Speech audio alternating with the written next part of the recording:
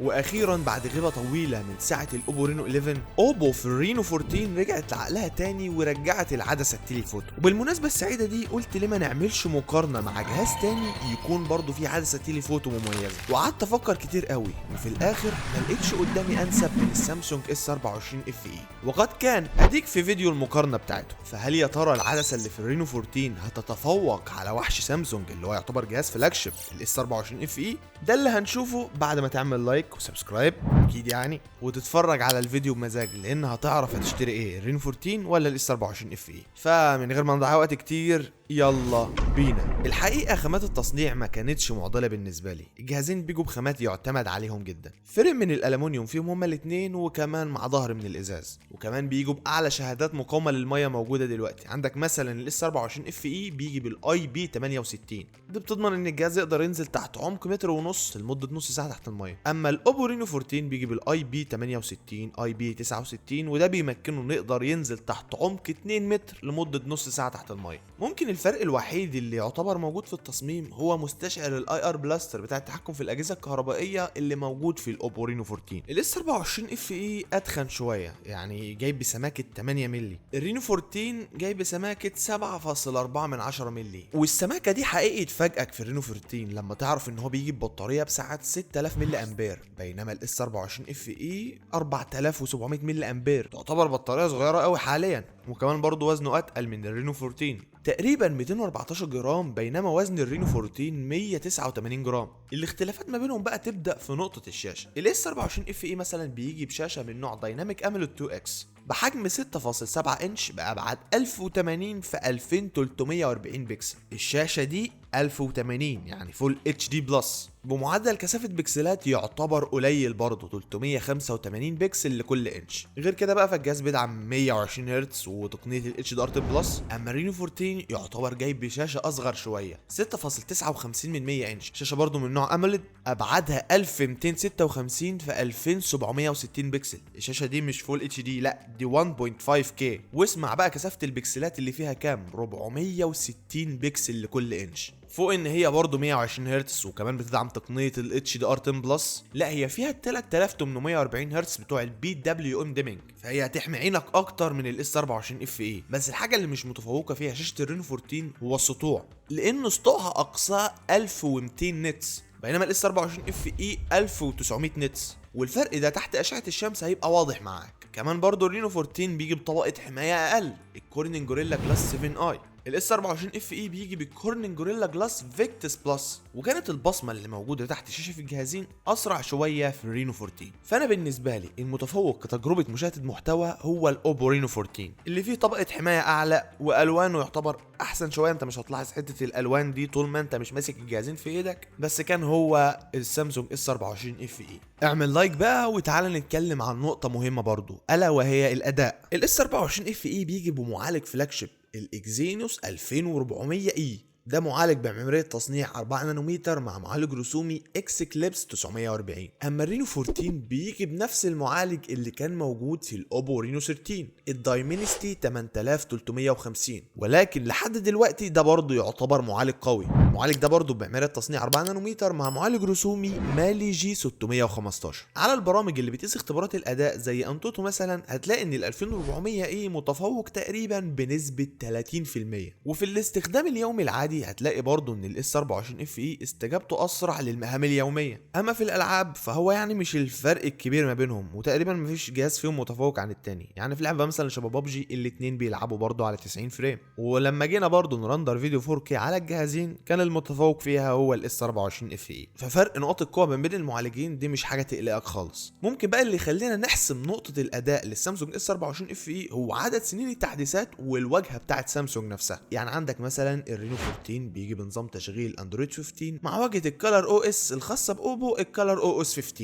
واوبو وعداك بثلاث سنين من تحديثات الاندرويد واربع سنين من السكيورتي ابديت. اما الاس 24 اف اي هو كان نازل السنه اللي فاتت، فهو كان نازل بنظام تشغيل اندرويد 14، وحاليا تم التحديث لاندرويد 15 عادي، بس كان بيجي ب7 سنين من تحديثات الاندرويد و7 سنين من السكيورتي ابديت. يعني برضه على الرغم من انه نازل قبل الرينو 14 بسنه، فهو هيفضل يتحدث لحد اندرويد 21. الرينو 14 اخره اندرويد 18، ومع سلاسه واجهه سامسونج فاكيد هنحسن نقطه الاداء ليه. اما بقى عن مزايا الاي اي، فاوبو تعتبر بتعامل الجهاز ده معامله الفلاج شيب. كل مزايا الاي اي اللي نزلت في الاجهزه الفلاج شيب واجهزه الفئه المتوسطه موجوده فيه. مزايا بقى التعديل على الصور، سواء كنت تضيف حاجه او تشيل حاجه من الصوره، السمري والريكورد والاي اي ترانسليتر والكلام ده كله موجود. وبرضه الاس 24 اف اي يعتبر فلاج شيب من سامسونج، فمش هتلاقي فيه مزايا مقصوصه شبه مثلا الاي 56، لا كل المزايا موجوده هنا. واهم ميزه موجوده في الاس 24 اف اي هي السامسونج ديكس، دي اللي بتخليك تعامل الجهاز لو وصلته على شاشه كبيره على انه جهاز كمبيوتر.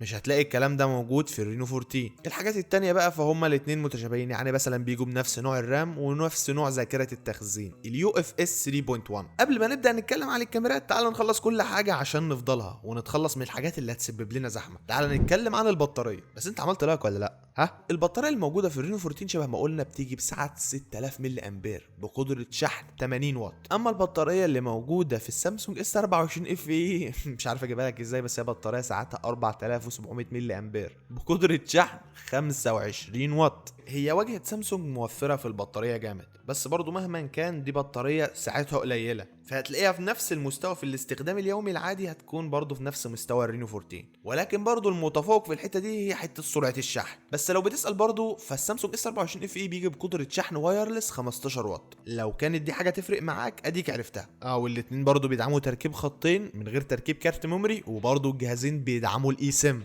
عشان النقطه دي ناس كتير قوي بتسالنا عليها في كل المقارنات. الاتنين بيدعموا الاي سيم. تعال بقى اما نتكلم عن اخر حاجه، الكاميرات. الرينو 14 بيجي بعدستين 50 ميجا بكسل، الاساسيه منهم بتيجي بفتحه عدسه اف 1.8 وفيها مثبت بصري يو اي اس، والتانية دي التليفوتو بتيجي بفتحه عدسه اف 2.8 وبتديك 3.5 اوبتيكال زوم، 3.5 زوم فعلي. ال 8 ميجا بكسل بقى دي الالترا وايد. الاس 24 اف اي بيجي بعدسه اساسيه 50 ميجا بكسل بنفس فتحه العدسه الاف 1.8 وفيها برضو المثبت البصري اليو اي اس. اما التليفوتو فهي ميجاتها اقل شويه، ال 8 ميجا بكسل دي بتديك 3 اكس اوبتيكال زوم و12 ميجا بكسل للالترا وايد. السيلفي في الرينو 14 50 ميجا بكسل، وفي الاس 24 اف اي 10 ميجا بكسل. تعال نشوف تجربه التصوير ما بينهم هما الاثنين، واللي الاوبو رينو 14 صدمني فيها من النتائج الكويسه جدا اللي هو بيطلعها. الجهاز ده كويس جدا في التصوير في الفئه بتاعته، ولكن انا يعتبر ما فضلتش تصوير الرينو 14 في اي سيناريو من السيناريوهات قدام الاس 24 اف اي. مهما كانت الظروف كان الاس 24 اف اي متفوق فيها، سواء كان في الشادوز او توزيع الاضاءه والسكين تون ما بين الجهازين، وده شيء طبيعي. الاس 24 اف اي فلاج شيب مستوى تاني، فدي النتيجة الطبيعية اللي هناخدها منه. ممكن انت في بعض الصور تفضل فيها الرينو 14، ولكن ده يرجع برضو لطريقة المعالجة اللي انت بتحبها. ولكن كامكانيات كاميرا المتفوق الاس 24 اف اي حتى في العدسة التليفوتو طريقة معالجة مختلفة تماما عن الرينو 14. معالجة الضوء في الاجسام اللي موجودة ورا، ومعالجة الاتش دي ار توزيع الاضاءة في كل انحاء الصورة، حتى السكين تون. لا انت لما تتفرج على صور الاس 24 اف اي لا عينك هتفضل الصورة دي. في التليفوتو الرينو 14 متفوق كتفاصيل، لما بتزوم في الصورة هتاخد تفاصيل اكتر، لكن كطريقة معالجة صورة هي افضل في الاس 24 اف اي. وهنا انا مش بعيب في الرينو 14، لا هي مقارنته مع كاميرات الاس 24 اف اي ظلمت المقارنة دي مش اكتر.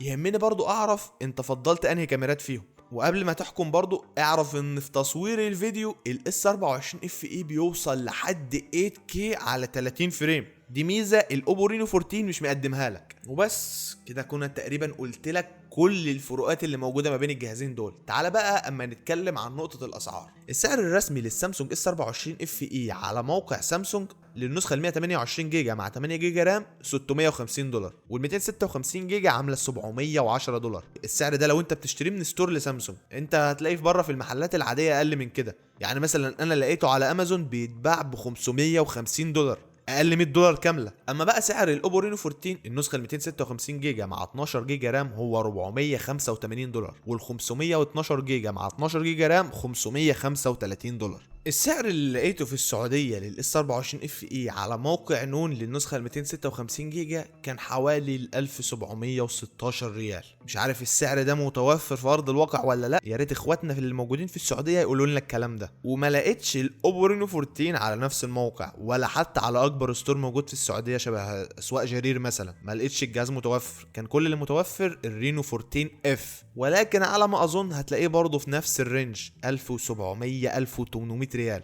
اما في الامارات النسخه ال 256 جيجا مع 8 جيجا رام للسامسونج اس 24 اف اي بتتباع على نون ب 1556 درهم، وللعلم كان مكتوب عليها خصم 42%. وما لقيتش غير النسخه ال 512 جيجا من الاوبو رينو 14 كانت موجوده برضه على نون الامارات وما كانش عليها اي خصم وبتتباع بسعر 2000 درهم. وركز ان دي النسخه ال 512 جيجا. وفي مصر حاليا في محلات بتبيع السامسونج اس 24 اف اي باسعار خرافيه، اسعار بتوصل ل 40000 جنيه، اللي هو طب ما انا اشتري الاس 24 الترا بالاسعار الفلكيه بتاعتكم دي.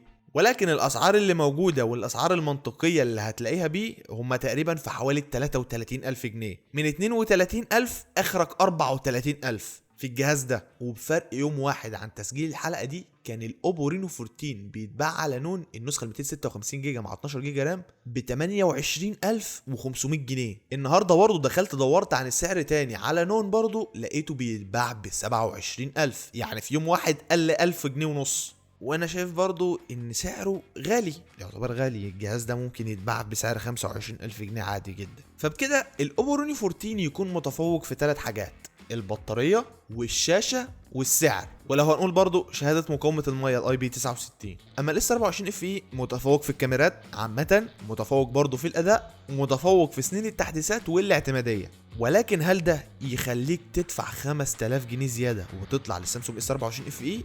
بجد انا عايز اعرف رايك في النقطه دي. لو هتسالني عن رايي انا الشخصي، لو انا شايف ان الامكانيه دي متاحه معايا انا هستثمر في الاس 24 اف اي. جهاز اقل حاجه هيقعدها معايا 6 سنين، والاسم برضو اسم جهاز فلاج شيب مش فئه متوسطه عليا. فبجد عايز اعرف رايك، يا ريت تكتب لي في الكومنت، وما تنسانيش من الشير واللايك وسبسكرايب.